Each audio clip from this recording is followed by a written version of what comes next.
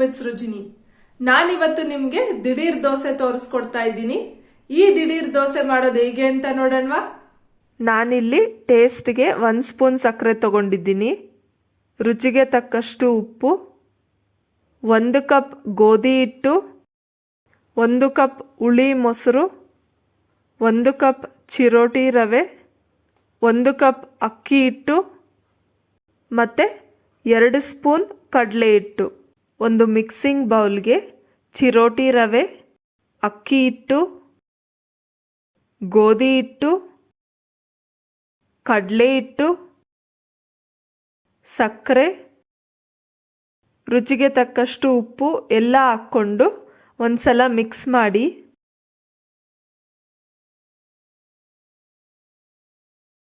Mix ಮಾಡ್ಕೊಂಡಾದ್ಮೇಲೆ ಹುಳಿ ಮೊಸರು ಹಾಕ್ಕೊಳ್ಳಿ. ನೀವು ಬೇಕಿದ್ರೆ ಬರೀ ಮೊಸರಲ್ಲೇ ಮಿಕ್ಸ್ ಮಾಡ್ಕೊಬೋದು, ಆದರೆ ಹುಳಿ ಮೊಸರು ಹಾಕೋದ್ರಿಂದ ದೋಸೆ ಇನ್ನೂ ಚೆನ್ನಾಗಿ ಬರುತ್ತೆ. ಈಗ ಸ್ವಲ್ಪ ಸ್ವಲ್ಪನೇ ನೀರು ಹಾಕ್ಕೊಂಡು ದೋಸೆ ಹಿಟ್ಟಿನ ಅದಕ್ಕೆ ಒಂಚೂರು ಗಂಟಿಲ್ದಂಗೆ ಮಿಕ್ಸ್ ಮಾಡ್ಕೊಬೇಕು. ಒಂದು ವೇಳೆ ಮೊಸರಿಲ್ಲ ಅಂತಂದರೆ ಬರೀ ನೀರಲ್ಲೇ ಮಿಕ್ಸ್ ಮಾಡಿಕೊಂಡು ದೋಸೆ ಮಾಡ್ಕೊಬೋದು. ಇಲ್ಲಿ ದೋಸೆ ಹಿಟ್ಟು ಗಟ್ಟಿಯಾಗಿರೋದ್ರಿಂದ ಇನ್ನೂ ಸ್ವಲ್ಪ ನೀರು ಹಾಕಿ ಮಿಕ್ಸ್ ಮಾಡಿಕೊಂಡು ಒಂದು 1/2 ಅವರ್ ಅಥವಾ 1 ಅವರ್ ನೆನೆಯೋದಕ್ಕೆ ಬಿಡೋಣ. ನೀವು ಬೇಕಿದ್ದರೆ ಈರುಳ್ಳಿ, ಹಸಿಮೆಣಸಿನ್ಕಾಯಿ, ಕೊತ್ತಂಬರಿ ಸೊಪ್ಪು ಸಣ್ಣಕ್ಕೆ ಹಚ್ಚಿಟ್ಕೊಂಡು ಹಾಕ್ಕೊಬೋದು. ನೀವೇನಾದರೂ ಬರೀ ನೀರಲ್ಲೇ ದೋಸೆಗೆ ಬೆರೆಸ್ಕೊಂಡ್ರೆ ಇನ್ನೂ 1/2 ಅವರ್ ಎಕ್ಸ್ಟ್ರಾ ನೆನೆಸಿಟ್ಕೊಬೇಕು. ಸ್ಟವ್ ಹಚ್ಚಿ ಹೆಂಚಿಟ್ಟು 1 ಸ್ಪೂನ್ ಎಣ್ಣೆ ಹಾಕಿ ಒಟ್ಟು ಬಿಡಿಸಿದ ಈರುಳ್ಳಿ ತಗೊಂಡು ಹೆಂಚಿಗೆ ಚೆನ್ನಾಗಿ ಉಜ್ಜಬೇಕು. ಆಗ ದೋಸೆ ಈಸಿಯಾಗಿ ಮೇಲೆ ಬರುತ್ತೆ, ಹೆಂಚಿಗೆ ಅಂಟೋದಿಲ್ಲ. ನಾವು ಫಸ್ಟ್ ದೋಸೆ ಹಾಕಿದಾಗ ಸರಿಯಾಗಿ ಬರೋದೇ ಇಲ್ಲ, ಅದಕ್ಕೆ ದೋಸೆ ಹಾಕೋದಕ್ಕಿಂತ ಮುಂಚೆನೇ ಈರುಳ್ಳಿನಲ್ಲಿ ಉಜ್ಜಿದ್ರೆ ಒಂಚೂರು ಹೆಂಚಿಗೆ ಅಂಟದೇನೆ ದೋಸೆ ಚೆನ್ನಾಗಿ ಬರುತ್ತೆ. ಈಗ ದೋಸೆ ಹಾಕ್ಕೊಂಡು ಎಣ್ಣೆ ಹಾಕಬೇಕು.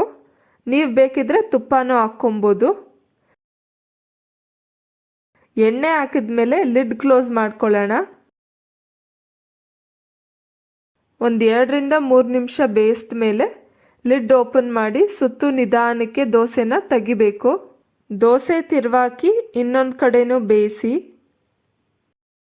ದೋಸೆ ಎರಡೂ ಕಡೆ ಬೆಂದ ಮೇಲೆ ಒಂದು ಪ್ಲೇಟ್ಗೆ ಸರ್ವ್ ಮಾಡ್ಕೊಳ್ಳೋಣ.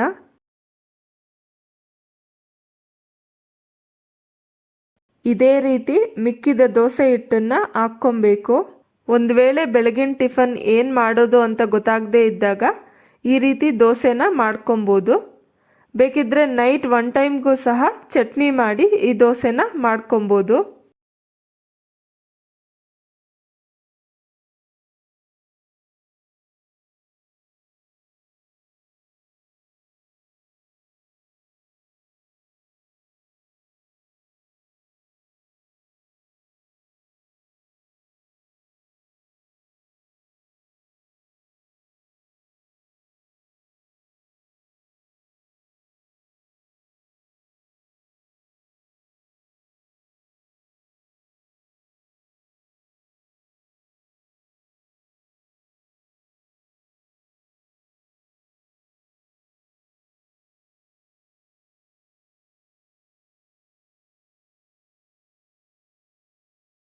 ಸ್ಟವ್ ಆಫ್ ಮಾಡಿ ದೋಸೆನ ಪ್ಲೇಟ್ಗೆ ಸರ್ವ್ ಮಾಡ್ಕೊಳ್ತಾ ಇದ್ದೀನಿ.